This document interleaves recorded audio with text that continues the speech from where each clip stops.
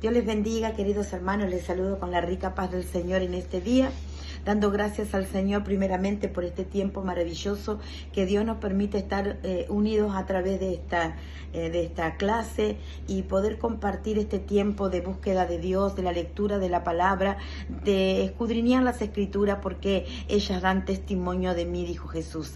Así que en este día les quiero compartir la palabra del Señor en el Evangelio en el libro de los Salmos.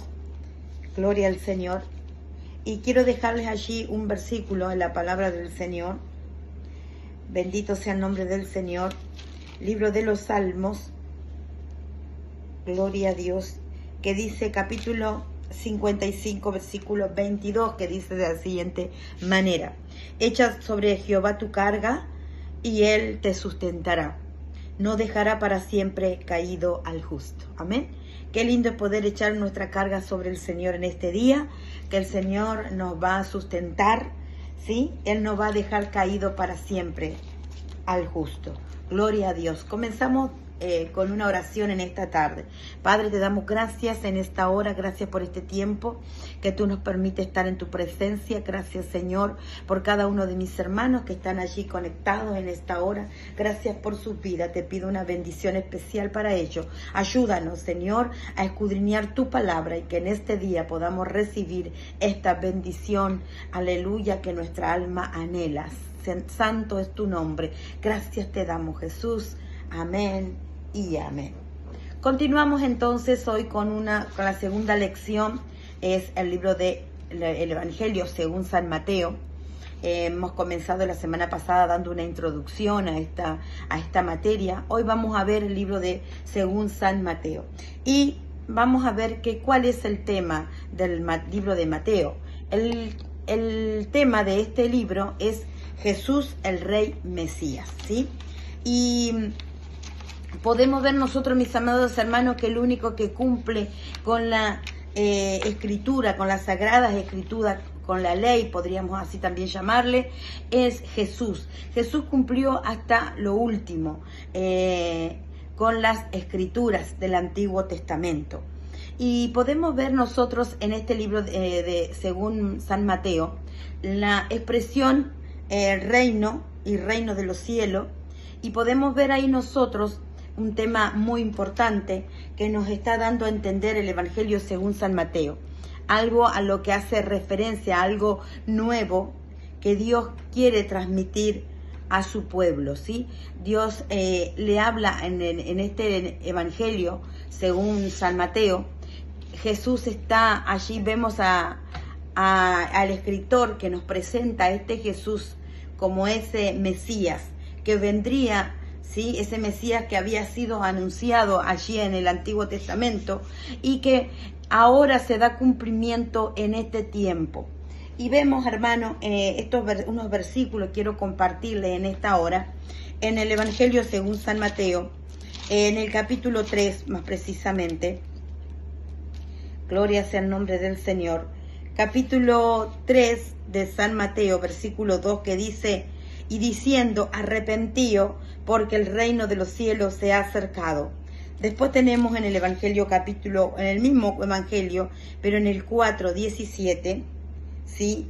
Que dice, desde entonces comenzó Jesús a predicar y a decir, arrepentíos, porque el reino de los cielos se ha acercado, ¿sí? O sea, vemos aquí, mis hermanos, esta expresión, estas palabras, reino de los cielos, haciendo referencia a este reino del cual Jesús vino a instaurar. Jesús vino a establecer un nuevo reino, un reino en el corazón, un reino en el alma, un reino en el espíritu, un reino que el pueblo judío no supo entender, no pudo comprender, porque si bien vamos a ver luego que el propósito de ellos, o sea, ellos estaban esperando un Mesías, el pueblo judío estaba esperando el Mesías, pero ese Mesías que ellos estaban esperando era un Mesías que viniera para ayudarles a ellos en ese tiempo que estaban viviendo, que estaban atravesando, un reino poderoso, un reino que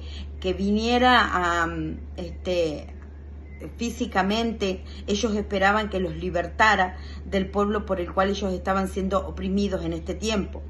Pero lo que Jesús vino a establecer era un reino espiritual. Y aquí vemos, mis hermanos, por que lo dice Juan el Bautista, comienza y luego lo dice el mismo Jesús: arrepentíos porque el reino de los cielos se ha acercado. Amén. ¿Quién es el autor o el escritor? Sabemos que el autor es Dios, pero Dios utilizó diferentes personas quienes escribieron estos libros. Ustedes recuerdan que ya lo habíamos hablado en la materia introducción bíblica, que el Señor utilizó a 40 escritores aproximadamente, todos de diferentes culturas, diferentes tiempos, para poder escribir su palabra, pero su palabra es una sola, y vemos nosotros que la palabra del Señor no se contradice, sino que la palabra del Señor es una palabra viva y eficaz. Mateo fue el que escribió este libro, ¿sí? Muy poco se nos dice de él en el Nuevo Testamento. Se sabe que fue un recaudador de impuestos, de contribuciones bajo el gobierno romano, pero fue llamado por el Señor para ser su discípulo. Y vamos a ver nosotros en el Evangelio de San Mateo, capítulo 9, versículo 9. Quiero que usted pueda tener su Biblia a mano cuando estemos estudiando, porque es importante esto. Capítulo 9, versículo 9, vemos que Jesús pasaba por allí. Y dice: pasando Jesús de allí, vio a un hombre llamado Mateo, que estaba sentado al banco de los tributos, y le dijo: sígueme. Y se levantó y le siguió. Y aconteció que estando él sentado a la mesa en la casa, he aquí que muchos publicanos y pecadores que habían venido se sentaron juntamente a la mesa con Jesús y sus discípulos. Cuando vieron esto, los fariseos dijeron a los discípulos: ¿por qué come vuestro maestro con los publicanos y pecadores?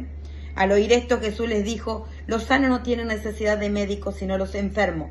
Id pues y aprended lo que significa misericordia quiero y no sacrificio, porque no he venido a llamar a justos, sino a pecadores al arrepentimiento. Acá vemos a Mateo, este cobrador de impuestos, este hombre que era una persona que estaba allí haciendo esta tarea, ¿sí?, que cobraba impuestos para el gobierno romano. Vemos a este hombre aquí, que este fue el que escribió. No se nos dice mucho acerca de él, pero se nos dice claramente que podemos ver claramente que él fue el escritor de este libro. Era publicano, y usted sabe que él fue llamado para ser servidor de Jesús, fue un discípulo del Señor, estaba dentro del grupo de los discípulos de Cristo. ¿Quién era un publicano? ¿Quién era? En el tiempo del Nuevo Testamento era un agente del gobernador romano de Judea, encargado de recolectar los impuestos del imperio. Todo publicano debía obligar a la gente a pagar una cantidad fija que se guardaba para sí, y por esto se le odiaba y se le trataba con tanto menosprecio. Los publicanos eran personas no queridas en el pueblo. ¿Por qué? Justamente porque hacían esta tarea de cobrar los impuestos, y bueno, como el gobierno les obligaba, que ellos tenían que hacerlo, que tenían que obligar a las personas a que paguen, por estas razones que se les odiaba y no se les consideraba y se los trataba con menosprecio. Por esta razón, cuando Jesús estaba allí, en este libro, en este capítulo 9, dice que todos habían venido allí, y cuando ellos lo vieron que Jesús estaba comiendo con publicanos y pecadores, porque justamente estaban ahí los publicanos, quienes eran personas malas para ellos, porque eran los que les cobraban constantemente los impuestos. Entonces Jesús allí les dice esta palabra, esta expresión: los sanos no tienen necesidad de médicos, sino los enfermos. Y pues aprender lo que significa misericordia quiero y no sacrificio. Y ahí comenzamos a ver, ¿sí?, podríamos decir, una virtud de Jesús, ¿sí?, de misericordia, de compasión, de amor. Vamos a ver allí que Mateo significa, la palabra Mateo, el nombre, significa dádiva de Dios. ¿A quién fue escrito este libro? Vamos a ver, mis hermanos, que ya hemos mencionado que los diferentes libros fueron escritos a un público en especial. Pero vamos a ver que el libro de San Mateo fue escrito a toda la humanidad, sí, pero en especial manera fue escrito a los judíos, ¿sí? Podemos decir particularmente que fue escrito a los judíos. ¿Por qué razón? Y vamos a ver algunas razones. Los estudiosos especifican algunas razones por las que se considera que fue escrito especialmente para los judíos. Una de ellas es el gran número de citas del Antiguo Testamento. Como 60 veces se menciona el Antiguo Testamento. Uno que predicaba a los judíos tenía que probar su doctrina en las escrituras del Antiguo Testamento. Para que un mensaje sea claro, sea entendido para los judíos, para que ellos lo pudieran tomar, pudieran entender, era necesario que la persona que estuviera predicándoles a ellos hiciera mención acerca del Antiguo Testamento que se cumplía en Jesús, porque si no, de otra manera ellos no iban a creer. Así que esa es una de las razones. Otra, el libro de las generaciones de Jesucristo, el hijo de David, hijo de Abraham. Se sugerirá inmediatamente al judío esos dos pactos que contienen las promesas del Mesías. O sea que la otra razón por la que nosotros observamos, o la que se observa, es que se hace una mención a las generaciones de Jesucristo, ¿sí? Jesucristo, hijo de David, hijo de Abraham, ¿sí? Como para darle un marco a Jesús, que Jesús proviene de David, de Abraham, ¿sí? Entonces, cuando se les menciona el pacto davídico y el pacto con Abraham, esto es para que los judíos pudieran entender este mensaje, ¿sí?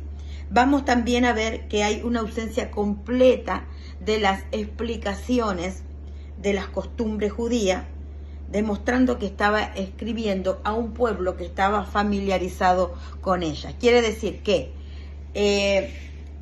no les explica las costumbres judías, porque seguramente estaba escribiéndole a un pueblo que entendía, ¿sí? Por esa razón es que se está obviando esta parte.